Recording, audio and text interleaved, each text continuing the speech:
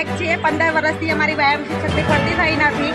જેમ રામ ભગવાન 14 વર્ષ વનવાસ ગયા તેમ અમારે પણ ભરતીને 14 વર્ષ થઈ ગયા તો પણ અમારી ભરતી કરવામાં આવી નથી. અત્યારે અમને 11 માસનું જે કરાર ઉપર ભરતી કરવામાં આવી પણ એમાંય અમને 8 માસનો પગાર આપ્યો અને 4 માસ સુધી અમને મૂકી દીધા.